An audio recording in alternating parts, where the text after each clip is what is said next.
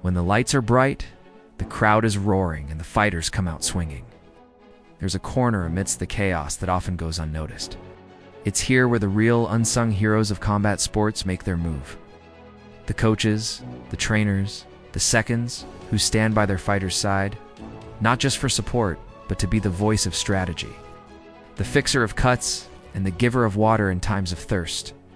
Their job is a tough one: high stress, high stakes, and high responsibility. They're the ones who watch their fighters bleed, who offer advice between rounds that can win or lose a fight. They are the lifeline between a fighter's conscience and his fighting spirit. And like a good doctor, they know when to cut their losses and when to go for the knockout blow. These men and women don't always get the spotlight, but their role is crucial. So, what exactly does it take to be a great coach, trainer, or second? What's the secret to their success? What are the qualities that set the best apart from the rest? Because being a coach, trainer, or second is not just about physical strength or fighting skills. It's about mental toughness. These guys need to stay calm under pressure, think strategically, and make quick decisions.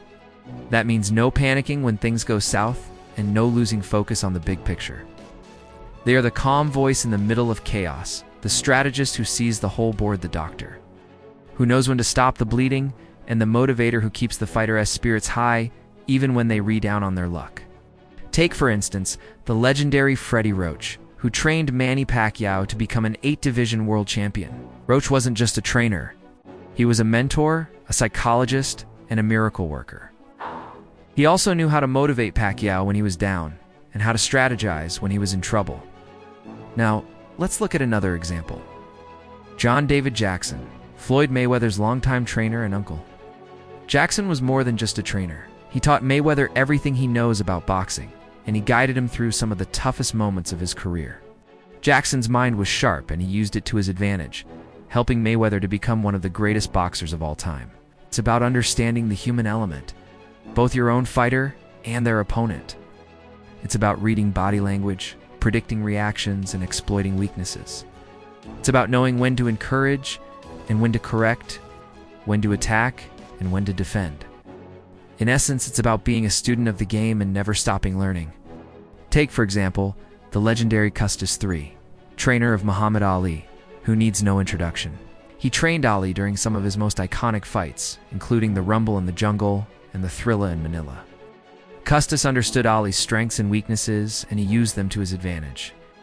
He also knew how to hype Ali up before the fights and how to calm him down when he was nervous.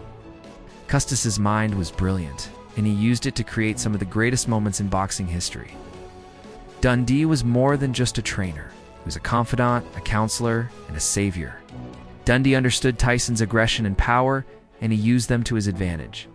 Dundee's mind was sharp, and he used it to help Tyson become one of the most feared boxers of all time. Being a coach, trainer, or second is not just about physical strength or fighting skills. It's about mental toughness. These guys need to stay calm under pressure, think strategically, and make quick decisions. That means no panicking when things go south, and no losing focus on the big picture. The doctor who knows when to stop the bleeding, and the motivator who keeps the fighter's spirits high even when they read down on their luck. Take, for instance, the legendary Freddie Roach, who trained Manny Pacquiao to become an 8-division world champion. Roach wasn't just a trainer. He was a mentor, a psychologist, and a miracle worker. He also knew how to motivate Pacquiao when he was down and how to strategize when he was in trouble. Roach's mind was his greatest asset, and it helped him to create history with Pacquiao.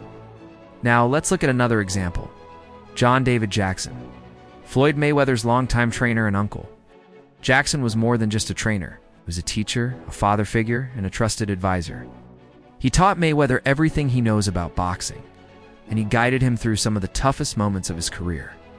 He also knew how to read Mayweather's opponents and how to adjust the game plan accordingly. Jackson's mind was sharp, and he used it to his advantage, helping Mayweather to become one of the greatest boxers of all time. It's about understanding the human element, both your own fighter and their opponent. It's about reading body language, predicting reactions, and exploiting weaknesses. In essence, it's about being a student of the game and never stopping learning. Custis was more than just a trainer. He was a friend, a philosopher, and a social activist.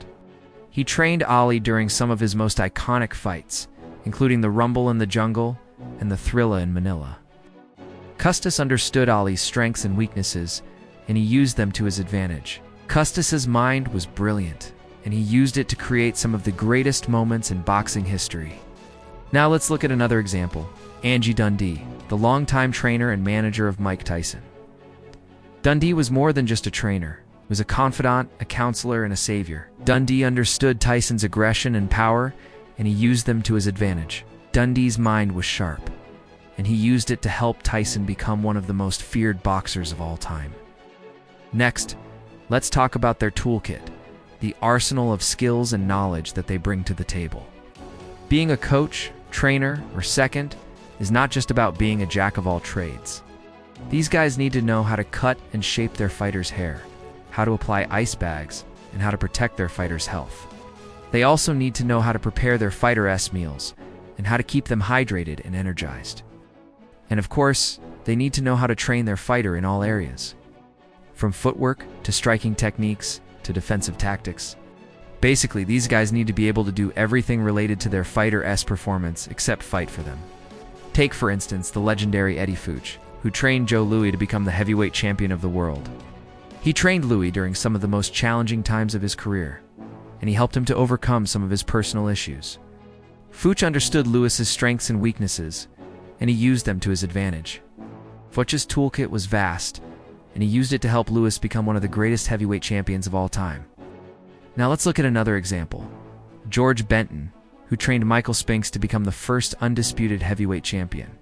Benton was more than just a trainer. He was a strategist and a motivator. He trained Spinks using a scientific approach, and he helped him to develop some of the most innovative boxing techniques. Benton understood Spinks's athleticism and speed, and he used them to his advantage. Benton's toolkit was extensive, and he used it to help Spinks become one of the most dominant heavyweights of all time. Being a coach, trainer, or second is not just about being physically fit and having a high pain tolerance. It's about having a strong heart and lungs, being able to work long and hard hours, and being able to handle stress and pressure. They also need to be able to lift heavy weights, carry injured fighters, and stand up after being knocked down. Take, for instance, the legendary Angelo Valenziana, who trained Jake LaMotta to become a middleweight champion. Valenziana was more than just a trainer. He was a drill sergeant and a therapist. Valenziana understood LaMotta's strengths and weaknesses, and he used them to his advantage. Valenziana's physical endurance was exceptional, and he used it to help LaMotta become one of the most legendary middleweight champions of all time. Now let's look at another example, Teddy Atlas, who trained Mike Tyson to become the youngest heavyweight champion in history. Atlas was more than just a trainer. He was a mentor and a father figure. Atlas understood Tyson's aggression and power, and he used them to his advantage. Atlas's physical stamina was impressive, and he used it to help Tyson become one of the most feared boxers of all time. It's about being able to handle difficult situations and personalities, being able to deal with injuries and setbacks, and being able to cope with the pressures of competition. These guys need to be able to stay calm and focused even when things go wrong. Take, for instance, the legendary Don Custis, who trained Floyd Patterson to become the youngest heavyweight champion in history. Custis was more than just a trainer. He was a comedian and a philosopher. Custis understood Patterson's strengths and weaknesses, and he used them to his advantage. Custis's patience and sense of humor were legendary, and he used them to help Patterson become one of the most charismatic heavyweights of all time. Now let's look at another example, Freddie Roach, who trained Manny Pacquiao to become an 8-division world champion. Roach was more than just a trainer. He was a motivator and a comedian. Roach understood Pacquiao's strengths and weaknesses, and he used them to his advantage. Roach's patience and sense of humor were unmatched, and he used them to help Pacquiao become one of the greatest boxers of all time. In the end, being a coach, trainer, or second is not just about being good at one thing. It's about being great at everything. It's about being a superhero behind the scenes.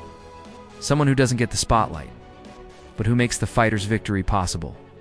It's about being the unsung hero of combat sports. These guys may not be in the ring, but they are in the fight. They are the lifeline between a fighter's conscience and their fighting spirit, and they wouldn't trade it for the world.